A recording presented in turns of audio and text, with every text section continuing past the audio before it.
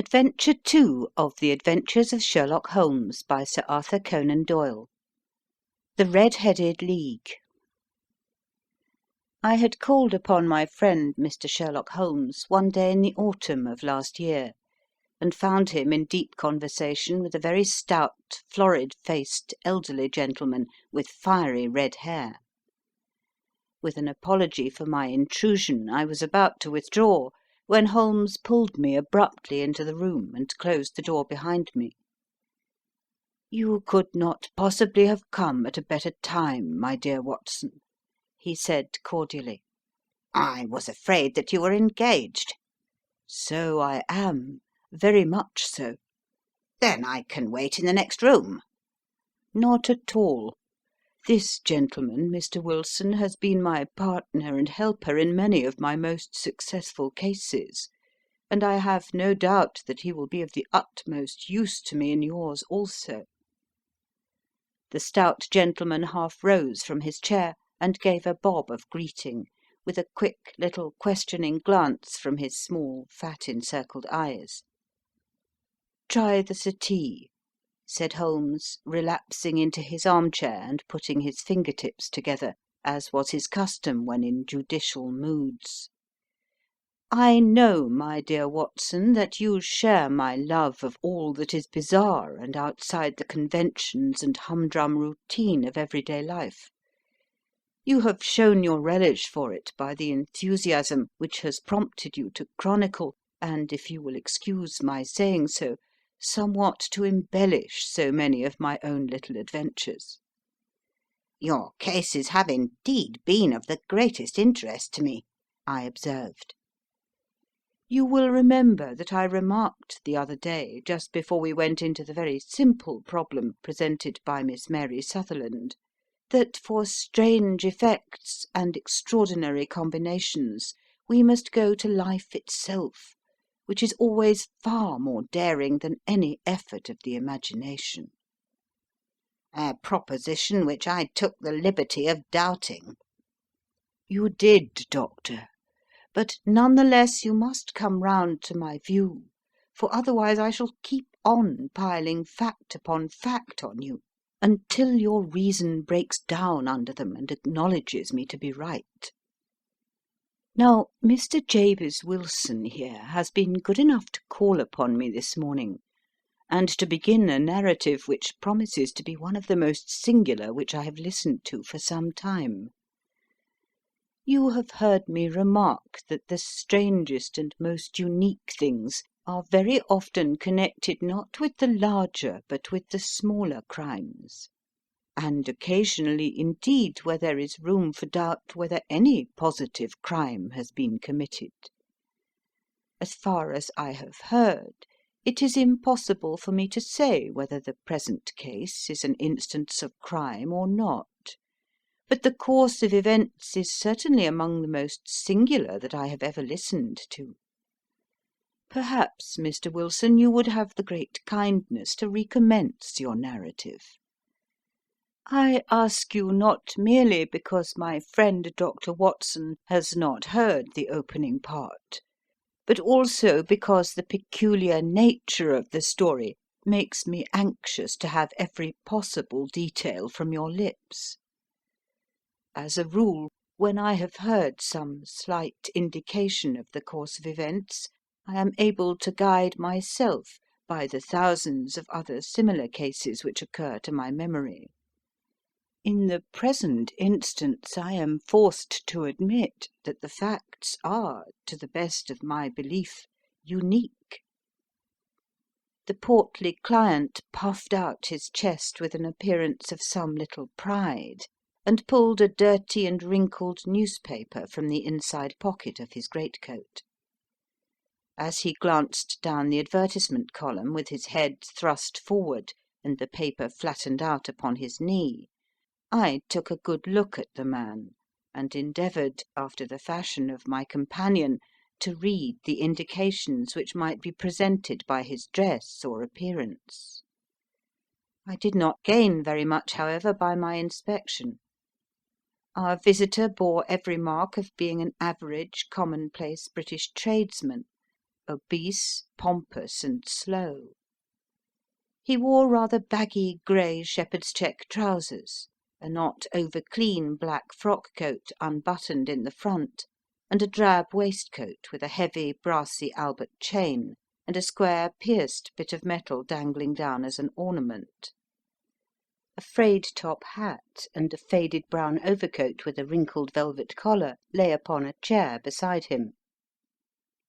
Altogether, look as I would, there was nothing remarkable about the man save his blazing red head and the expression of extreme chagrin and discontent upon his features.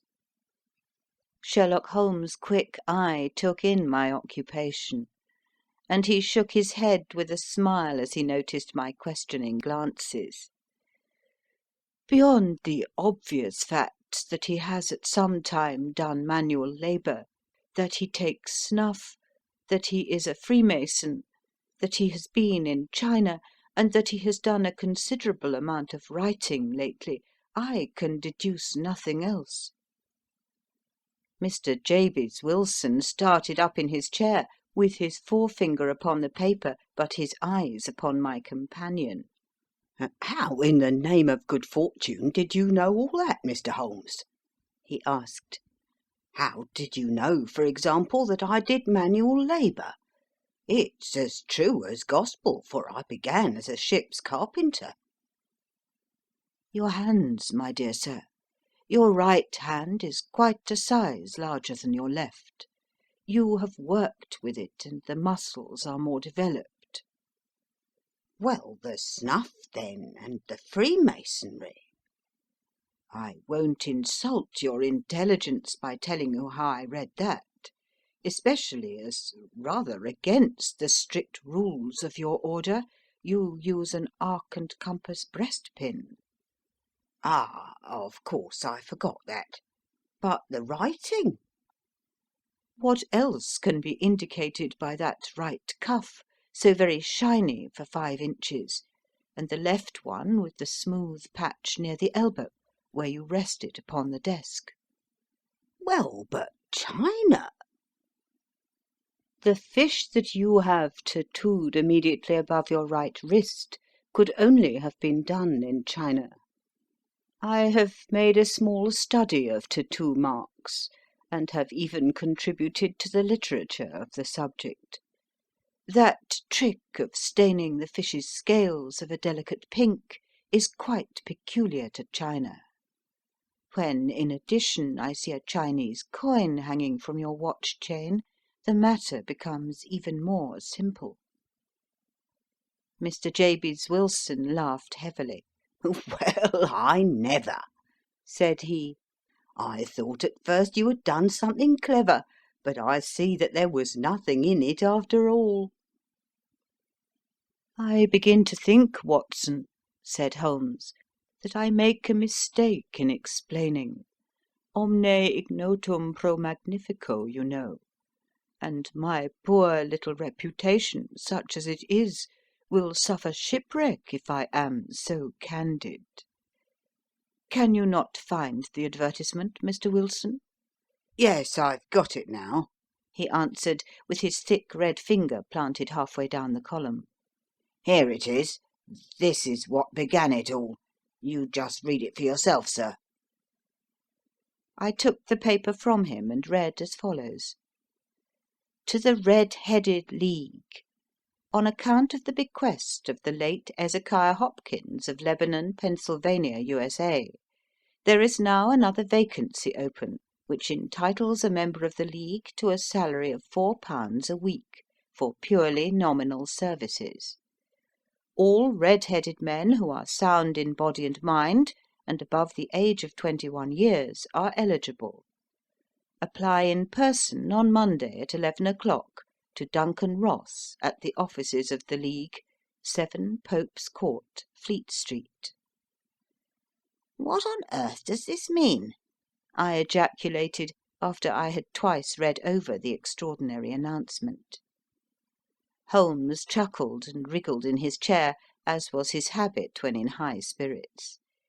"It is a little off the beaten track, isn't it?"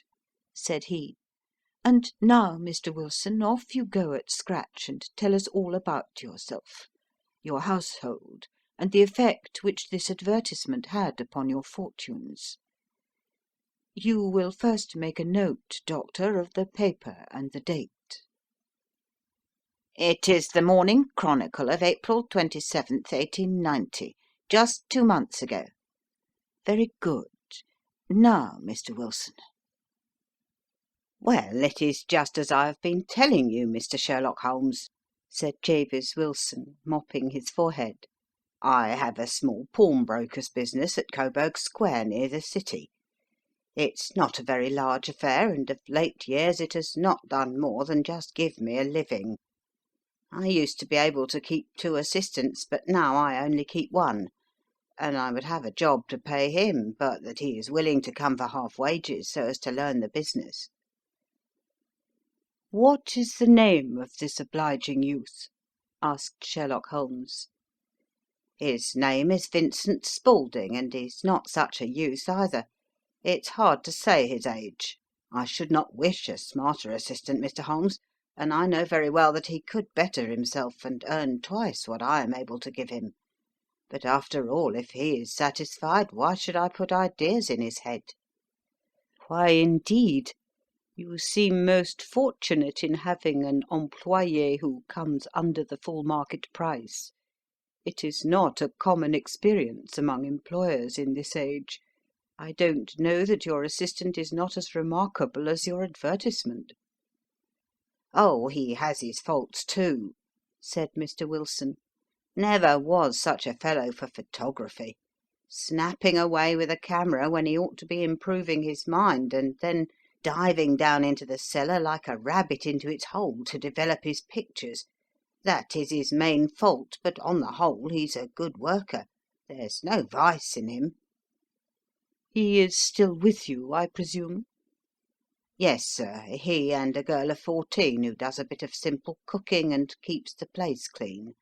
That's all I have in the house, for I am a widower and never had any family. We live very quietly, sir, the 3 of us, and we keep a roof over our heads and pay our debts if we do nothing more. The first thing that put us out was that advertisement. Spaulding, he came down into the office just this day 8 weeks, with this very paper in his hand, and he says, "I wish to the Lord, Mr. Wilson, that I was a red-headed man." "Why that?" I asks. "Why," says he, "here's another vacancy on the League of the Red-Headed Men.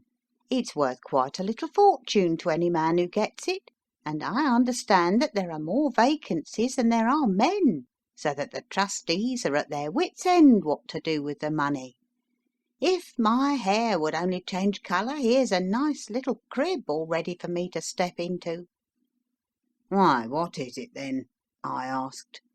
"You see, Mr. Holmes, I'm a very stay-at-home man, and as my business came to me instead of my having to go to it, I was often weeks on end without putting my foot over the doormat.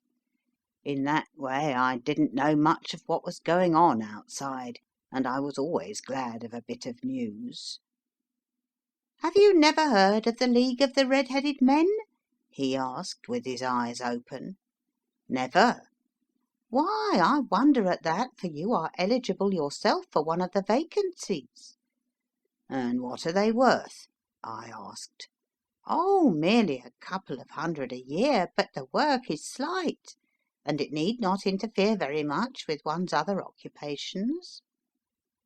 Well, you can easily think that that made me prick up my ears, for the business has not been over good for some years, and an extra couple of hundred would have been very handy. "Tell me all about it," said I. "Well," said he, showing me the advertisement, "you can see for yourself that the League has a vacancy, and there is the address where you should apply for particulars. As far as I can make out, the League was founded by an American millionaire, Ezekiah Hopkins, who was very peculiar in his ways. He was himself red-headed, and he had a great sympathy for all red-headed men, so when he died it was found that he had left his enormous fortune in the hands of trustees, with instructions to apply the interest to the providing of easy berths to men whose hair is of that colour. From all I hear, it is splendid pay and very little to do." "But," said I, "there would be millions of red-headed men who would apply." "Not so many as you might think," he answered. "You see, it is really confined to Londoners, and to grown men. This American had started from London when he was young, and he wanted to do the old town a good turn. Then again, I have heard it is no use your applying if your hair is light red or dark red, or anything but real bright, blazing, fiery red. Now, if you cared to apply, Mr. Wilson, you would just walk in. But perhaps it would hardly be worth your while to put yourself out of the way for the sake of a few £100. Now it is a fact, gentlemen, as you may see for yourselves, that my hair is of a very full and rich tint, so that it seemed to me that if there was to be any competition in the matter, I stood as good a chance as any man that I had ever met. Vincent Spaulding seemed to know so much about it that I thought he might prove useful, so I just ordered him to put up the shutters for the day and to come right away with me. He was very willing to have a holiday, so we shut the business up and started off for the address that was given us in the advertisement. I never hoped to see such a sight as that again, Mr. Holmes. From north, south, east, and west, every man who had a shade of red in his hair had tramped into the city to answer the advertisement. Fleet Street was choked with red-headed folk, and Pope's Court looked like a coster's orange barrow. I should not have thought there were so many in the whole country as were brought together by that single advertisement. Every shade of colour they were: straw, lemon, orange, brick, Irish setter, liver, clay. But as Spaulding said, there were not many who had the real vivid flame-coloured tint. When I saw how many were waiting, I would have given it up in despair, but Spaulding would not hear of it. How he did it I could not imagine, but he pushed and pulled and butted until he got me through the crowd, and right up to the steps which led to the office. There was a double stream upon the stair, some going up in hope, and some coming back dejected, but we wedged in as well as we could, and soon found ourselves in the office. "Your experience has been a most entertaining one," remarked Holmes, as his client paused and refreshed his memory with a huge pinch of snuff. "Pray continue your very interesting statement." There was nothing in the office but a couple of wooden chairs and a deal table, behind which sat a small man with a head that was even redder than mine. He said a few words to each candidate as he came up, and then he always managed to find some fault in them which would disqualify them. Getting a vacancy did not seem to be such a very easy matter after all. However, when our turn came, the little man was much more favourable to me than to any of the others, and he closed the door as we entered, so that he might have a private word with us. "This is Mr. Jabez Wilson," said my assistant, "and he is willing to fill a vacancy in the League." "And he is admirably suited for it," the other answered. "He has every requirement. I cannot recall when I have seen anything so fine." He took a step backward, cocked his head on one side, and gazed at my hair until I felt quite bashful. Then suddenly he plunged forward, wrung my hand, and congratulated me warmly on my success. "It would be injustice to hesitate," said he. "You will, however, I am sure, excuse me for taking an obvious precaution. With that he seized my hair in both his hands and tugged until I yelled with the pain. "There is water in your eyes," said he as he released me. "I perceive that all is as it should be. But we have to be careful, for we have twice been deceived by wigs and once by paint. I could tell you tales of cobbler's wax which would disgust you with human nature." He stepped over to the window and shouted through it at the top of his voice that the vacancy was filled. A groan of disappointment came up from below, and the folk all trooped away in different directions until there was not a red head to be seen except my own and that of the manager. "My name," said he, "is Mr. Duncan Ross, and I am myself one of the pensioners upon the fund left by our noble benefactor. Are you a married man, Mr. Wilson? Have you a family?"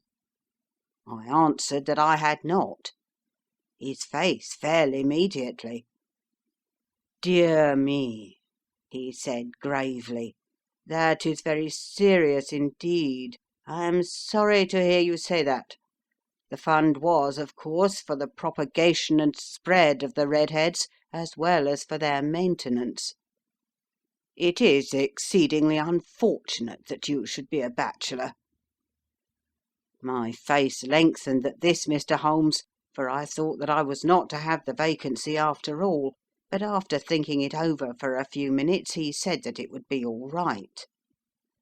"In the case of another," said he, "the objection might be fatal, but we must stretch a point in favour of a man with such a head of hair as yours.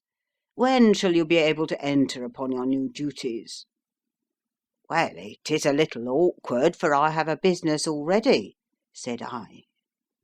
"Oh, never mind about that, Mr. Wilson," said Vincent Spaulding. "I should be able to look after that for you." "What would be the hours?" I asked. 10 to 2. Now, a pawnbroker's business is mostly done of an evening, Mr. Holmes, especially Thursday and Friday evening, which is just before payday, so it would suit me very well to earn a little in the mornings. Besides, I knew that my assistant was a good man, and that he would see to anything that turned up. "That would suit me very well," said I. "And the pay?" "Is £4 a week." "And the work?" "Is purely nominal." "What do you call purely nominal?" "Well, you have to be in the office, or at least in the building, the whole time. If you leave, you forfeit your whole position for ever. The will is very clear upon that point. You don't comply with the conditions if you budge from the office during that time." "It's only 4 hours a day, and I should not think of leaving," said I. "No excuse will avail," said Mr. Duncan Ross, "neither sickness nor business nor anything else. There you must stay, or you lose your billet." "And the work?" "Is to copy out the Encyclopaedia Britannica. There is the first volume of it in that press. You must find your own ink, pens, and blotting paper, but we provide this table and chair. Will you be ready to morrow?" "Certainly," I answered. "Then good bye, Mr. Jabez Wilson, and let me congratulate you once more on the important position which you have been fortunate enough to gain." He bowed me out of the room, and I went home with my assistant, hardly knowing what to say or do, I was so pleased at my own good fortune. Well, I thought over the matter all day, and by evening I was in low spirits again, for I had quite persuaded myself that the whole affair must be some great hoax or fraud, though what its object might be I could not imagine. It seemed altogether past belief that anyone could make such a will, or that they would pay such a sum for doing anything so simple as copying out the Encyclopaedia Britannica. Vincent Spaulding did what he could to cheer me up, but by bedtime I had reasoned myself out of the whole thing. However, in the morning I determined to have a look at it anyhow, so I bought a penny bottle of ink, and with a quill pen and 7 sheets of foolscap paper I started off for Pope's Court. Well, to my surprise and delight, everything was as right as possible. The table was set out ready for me, and Mr. Duncan Ross was there to see that I got fairly to work. He started me off upon the letter A, and then he left me, but he would drop in from time to see that all was right with me. At 2 o'clock he bade me good day, complimented me upon the amount that I had written, and locked the door of the office after me. This went on day after day, Mr. Holmes, and on Saturday the manager came in and planked down 4 golden sovereigns for my week's work. It was the same next week, and the same the week after. Every morning I was there at 10, and every afternoon I left at 2. By degrees Mr. Duncan Ross took to coming in only once of a morning, and then after a time he did not come in at all.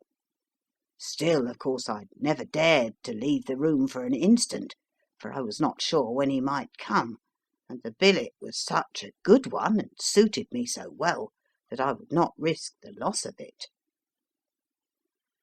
8 weeks passed away like this, and I had written about abbots and archery and armour and architecture and Attica, and hoped with diligence that I might get on to the bees before very long.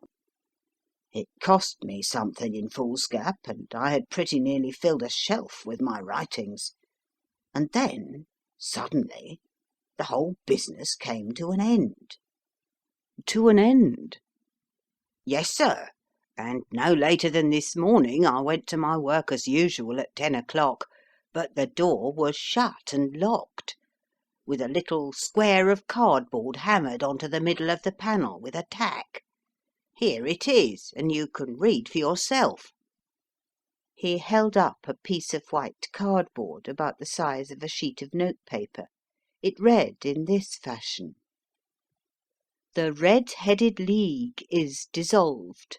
October the 9th, 1890. Sherlock Holmes and I surveyed this curt announcement, and the rueful face behind it, until the comical side of the affair so completely overtopped every other consideration that we both burst out into a roar of laughter. "I cannot see that there is anything very funny," cried our client, flushing up to the roots of his flaming head. "If you can do nothing better than laugh at me, I can go elsewhere." "No, no," cried Holmes, shoving him back into the chair from which he had half risen. "I really wouldn't miss your case for the world. It is most refreshingly unusual. But there is, if you will excuse my saying so, something just a little funny about it. Pray, what steps did you take when you found the card upon the door?" "I was staggered, sir. I did not know what to do.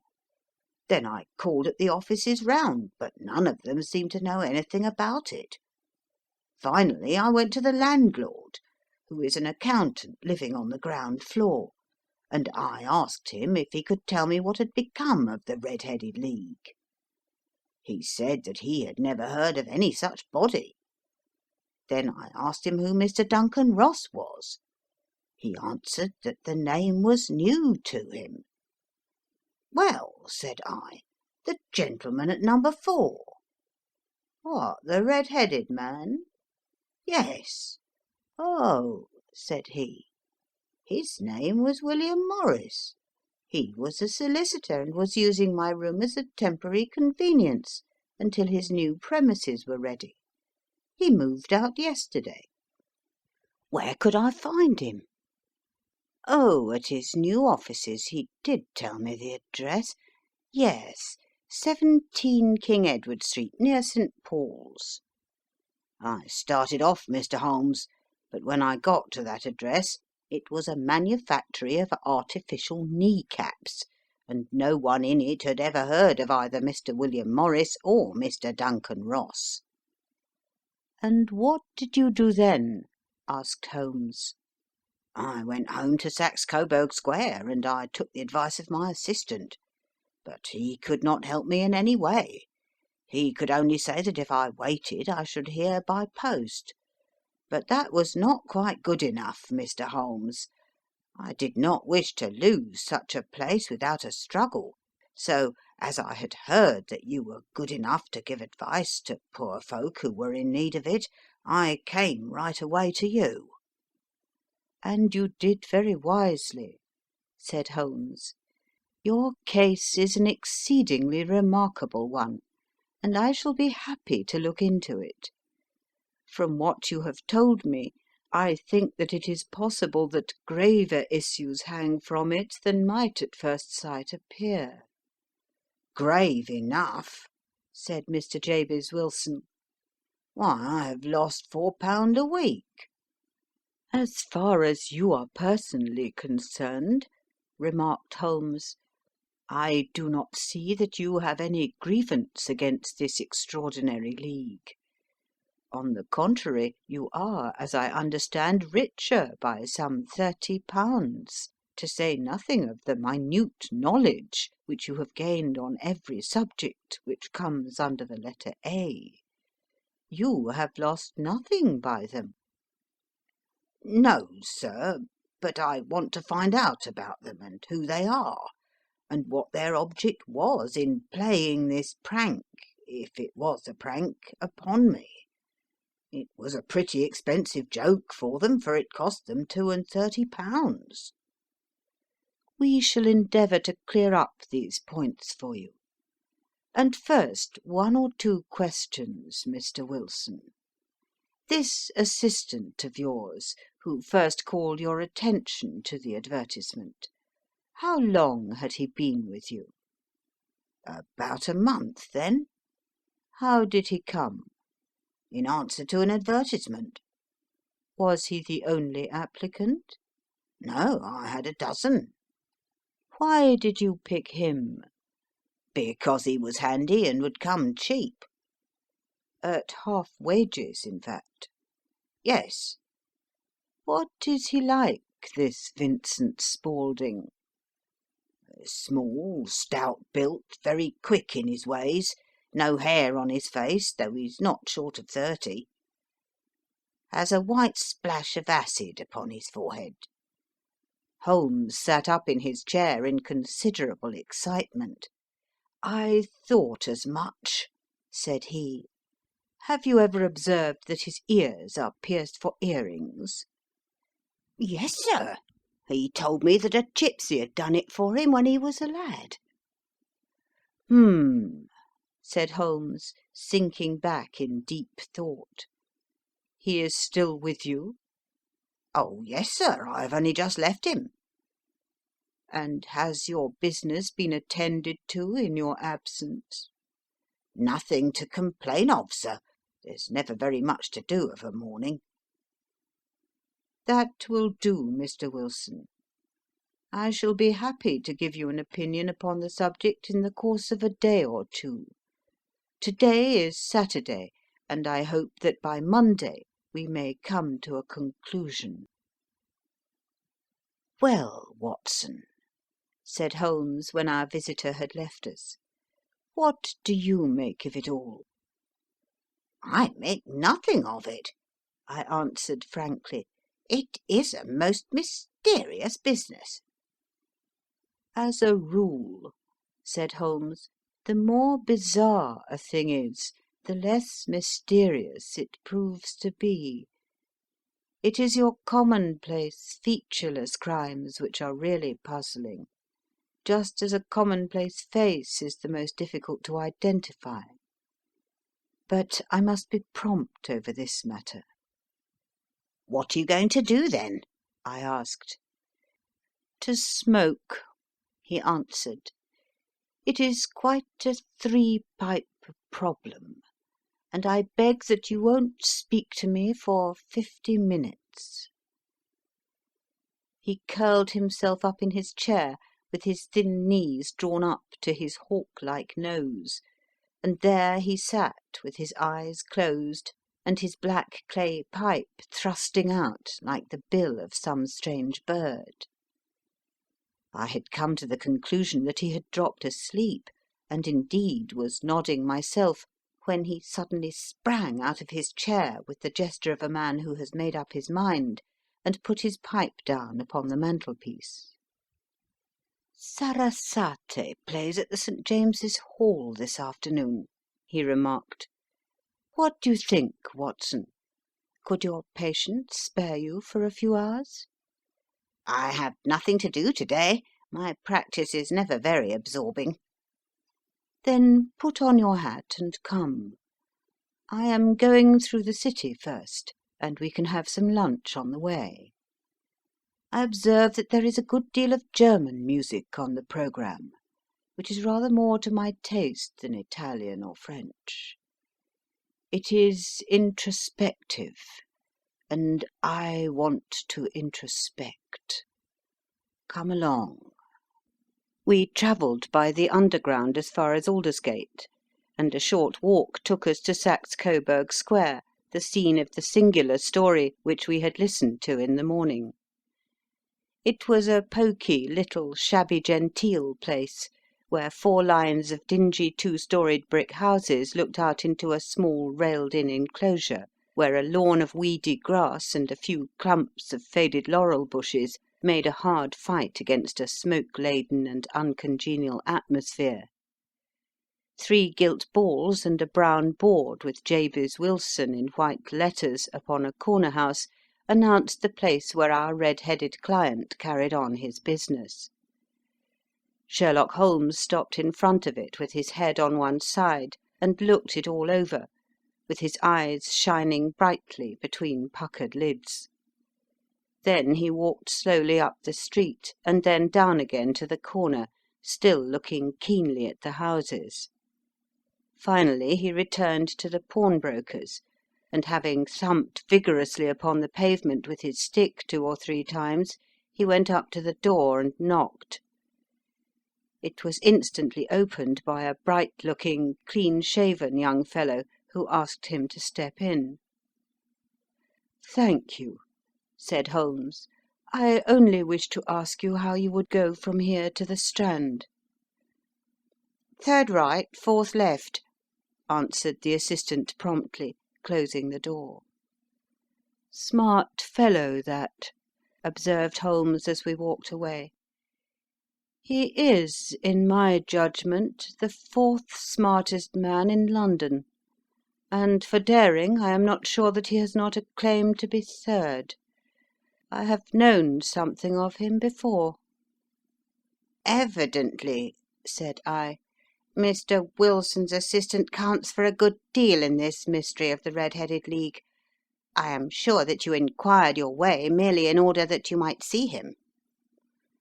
"Not him." "What then?" "The knees of his trousers." "And what did you see?" "What I expected to see." "Why did you beat the pavement?" "My dear doctor, this is a time for observation, not for talk. We are spies in an enemy's country. We know something of Saxe Coburg Square. Let us now explore the parts which lie behind it." The road in which we found ourselves as we turned round the corner from the retired Saxe Coburg Square presented as great a contrast to it as the front of a picture does to the back. It was one of the main arteries which conveyed the traffic of the city to the north and west. The roadway was blocked with the immense stream of commerce flowing in a double tide inward and outward, while the footpaths were black with the hurrying swarm of pedestrians. It was difficult to realise, as we looked at the line of fine shops and stately business premises, that they really abutted on the other side upon the faded and stagnant square which we had just quitted. "Let me see," said Holmes, standing at the corner and glancing along the line. "I should like just to remember the order of the houses here. It is a hobby of mine to have an exact knowledge of London. There is Mortimer's, the tobacconist's, the little newspaper shop, the Coburg branch of the City and Suburban Bank, the vegetarian restaurant, and Macfarlane's carriage building depot. That carries us right on to the other block. And now, Doctor, we've done our work, so it's time we had some play. A sandwich and a cup of coffee, and then off to Violin Land, where all is sweetness and delicacy and harmony, and there are no red-headed clients to vex us with their conundrums. My friend was an enthusiastic musician, being himself not only a very capable performer, but a composer of no ordinary merit. All the afternoon he sat in the stalls, wrapped in the most perfect happiness, gently waving his long thin fingers in time to the music, while his gently smiling face and his languid dreamy eyes were as unlike those of Holmes the sleuth-hound, Holmes the relentless, keen-witted, ready-handed criminal agent, as it was possible to conceive. In his singular character the dual nature alternately asserted itself, and his extreme exactness and astuteness represented, as I have often thought, the reaction against the poetic and contemplative mood which occasionally predominated in him. The swing of his nature took him from extreme languor to devouring energy, and, as I knew well, he was never so truly formidable as when, for days on end, he had been lounging in his armchair amid his improvisations and his black-letter editions.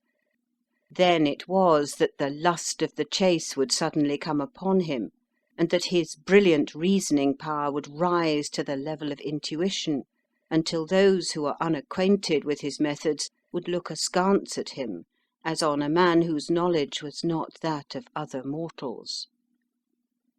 When I saw him that afternoon, so enwrapped in the music at St. James's Hall, I felt that an evil time might be coming upon those whom he had set himself to hunt down. "You want to go home, no doubt, Doctor," he remarked as we emerged. "Yes, it would be as well."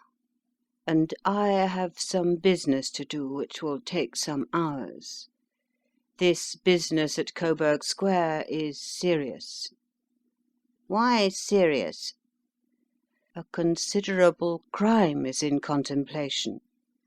I have every reason to believe that we shall be in time to stop it, but today being Saturday rather complicates matters. I shall want your help tonight." "At what time?" 10 will be early enough." "I shall be at Baker Street at 10." "Very well. And, I say, Doctor, there may be some little danger, so kindly put your army revolver in your pocket." He waved his hand, turned on his heel, and disappeared in an instant among the crowd. I trust that I am not more dense than my neighbours, but I was always oppressed with a sense of my own stupidity in my dealings with Sherlock Holmes. Here I had heard what he had heard, I had seen what he had seen, and yet, from his words, it was evident that he saw clearly not only what had happened, but what was about to happen, while to me the whole business was still confused and grotesque. As I drove home to my house in Kensington, I thought over it all, from the extraordinary story of the red-headed copier of the Encyclopaedia down to the visit to Saxe-Coburg Square, and the ominous words with which he had parted from me. What was this nocturnal expedition, and why should I go armed? Where were we going, and what were we to do? I had the hint from Holmes that this smooth-faced pawnbroker's assistant was a formidable man, a man who might play a deep game. I tried to puzzle it out, but gave it up in despair, and set the matter aside until night should bring an explanation. It was 9:15 when I started from home, and made my way across the park, and so through Oxford Street to Baker Street. 2 hansoms were standing at the door, and as I entered the passage I heard the sound of voices from above. On entering his room, I found Holmes in animated conversation with 2 men, one of whom I recognised as Peter Jones, the official police agent, while the other was a long, thin, sad-faced man with a very shiny hat and oppressively respectable frock-coat. "Ah, our party is complete," said Holmes, buttoning up his pea-jacket and taking his heavy hunting crop from the rack. "Watson, I think you know Mr. Jones of Scotland Yard. Let me introduce you to Mr. Merriweather, who is to be our companion in to-night's adventure."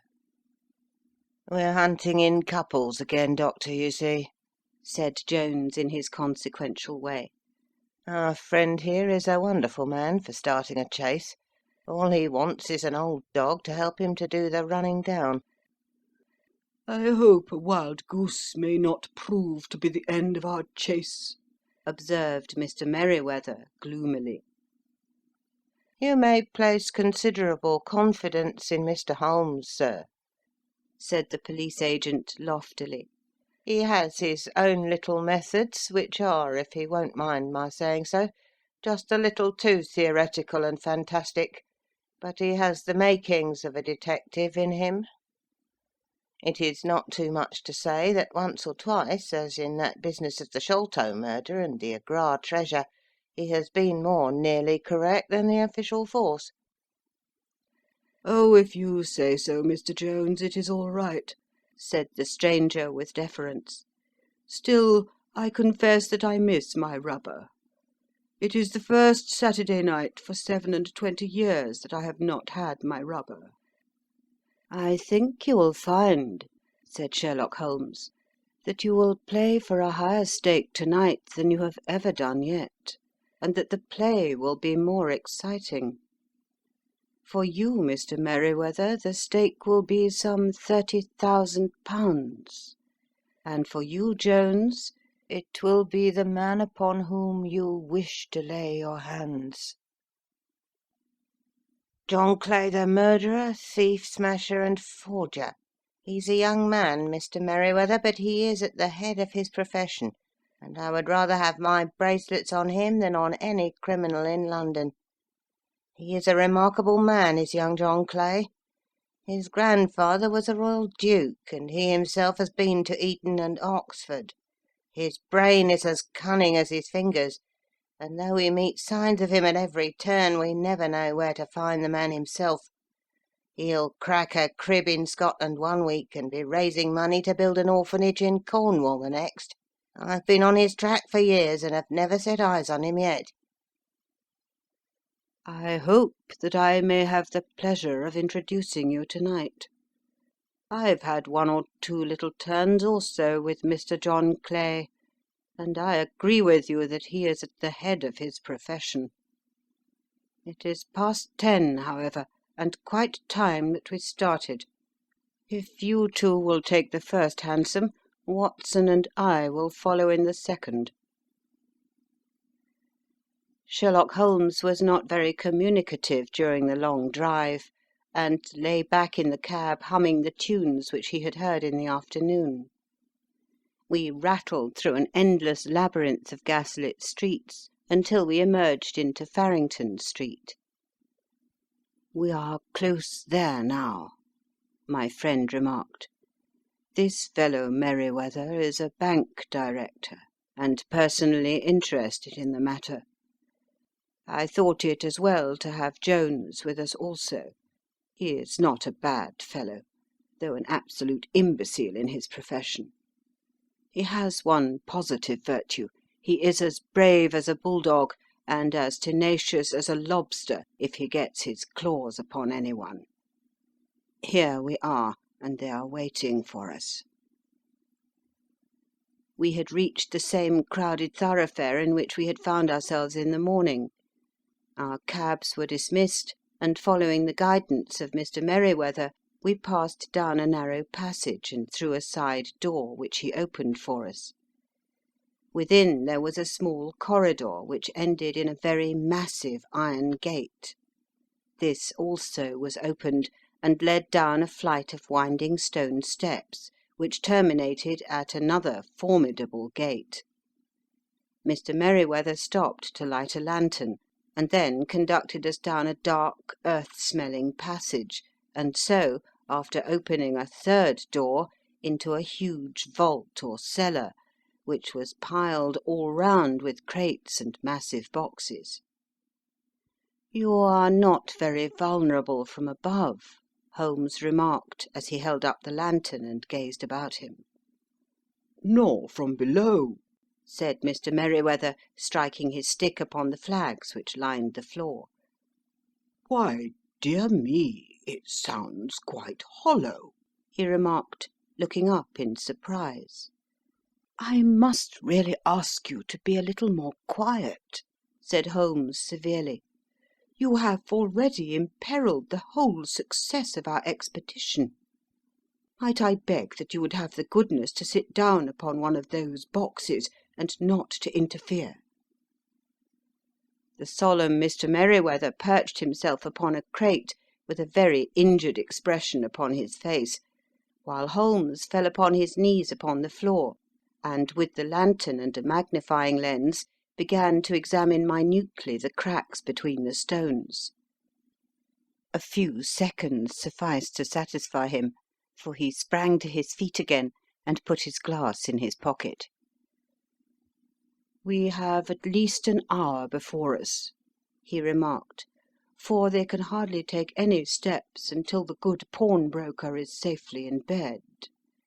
Then they will not lose a minute, for the sooner they do their work, the longer time they will have for their escape. We are at present, Doctor, as no doubt you have divined, in the cellar of the City branch of one of the principal London banks. Mr. Merryweather is the chairman of directors, and he will explain to you that there are reasons why the more daring criminals of London should take a considerable interest in this cellar at present."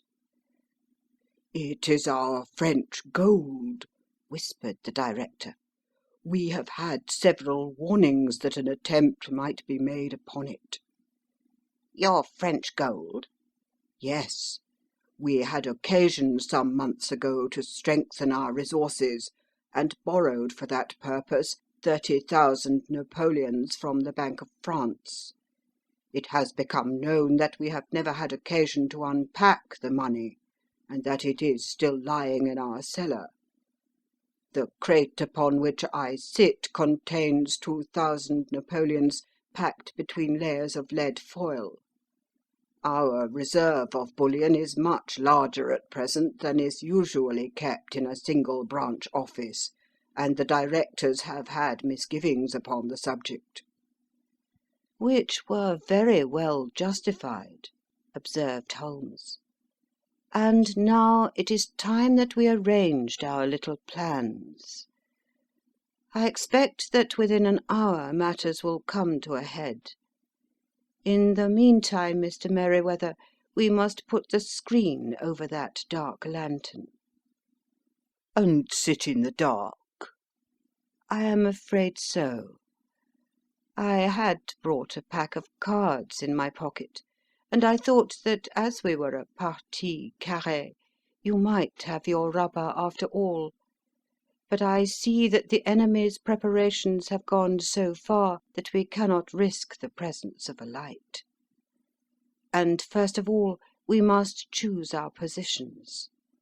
These are daring men, and though we shall take them at a disadvantage, they may do us some harm unless we are careful. I shall stand behind this crate, and do you conceal yourselves behind those. Then, when I flash a light upon them, close in swiftly. If they fire, Watson, have no compunction about shooting them down." I placed my revolver cocked upon the top of the wooden case behind which I crouched. Holmes shot the slide across the front of his lantern and left us in pitch darkness. Such an absolute darkness as I have never before experienced. The smell of hot metal remained to assure us that the light was still there, ready to flash out at a moment's notice. To me, with my nerves worked up to a pitch of expectancy, there was something depressing and subduing in the sudden gloom, and in the cold, dank air of the vault. "They have but one retreat," whispered Holmes. "That is back through the house into Saxe Coburg Square. I hope that you have done what I asked you, Jones." "I have an inspector and 2 officers waiting at the front door." "Then we have stopped all the holes, and now we must be silent and wait." What a time it seemed! From comparing notes afterwards, it was but an hour and a quarter, yet it appeared to me that the night must have almost gone and the dawn be breaking above us. My limbs were weary and stiff, for I feared to change my position, yet my nerves were worked up to the highest pitch of tension, and my hearing was so acute that I could not only hear the gentle breathing of my companions, but I could distinguish the deeper, heavier in-breath of the bulky Jones from the thin, sighing note of the bank director. From my position I could look over the case in the direction of the floor. Suddenly my eyes caught the glint of a light. At first it was but a lurid spark upon the stone pavement. Then it lengthened out until it became a yellow line, and then, without any warning or sound, a gash seemed to open and a hand appeared, a white, almost womanly hand, which felt about in the centre of the little area of light. For a minute or more the hand, with its writhing fingers, protruded out of the floor. Then it was withdrawn as suddenly as it appeared, and all was dark again, save the single lurid spark which marked a chink between the stones. Its disappearance, however, was but momentary. With a rending, tearing sound, one of the broad, white stones turned over upon its side and left a square, gaping hole, through which streamed the light of a lantern.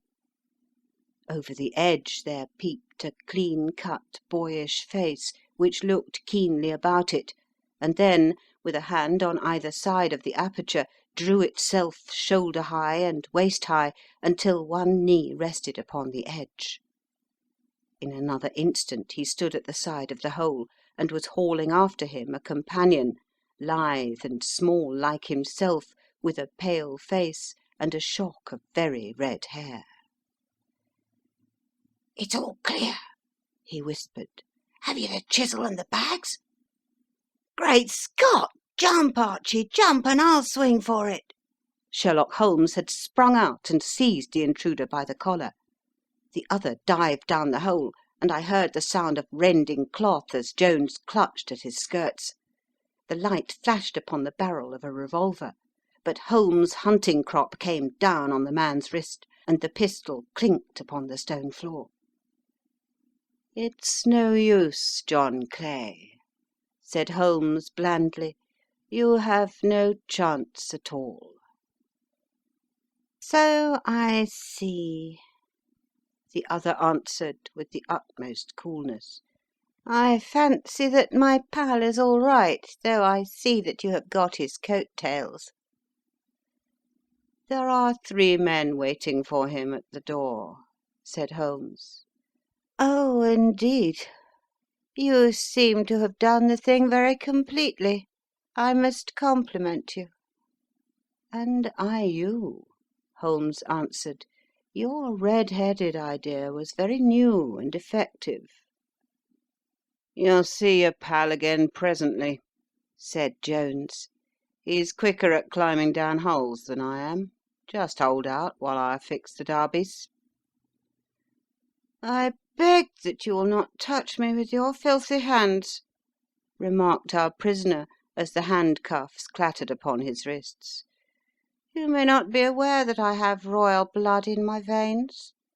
Have the goodness also, when you address me, always to say 'sir' and 'please.'"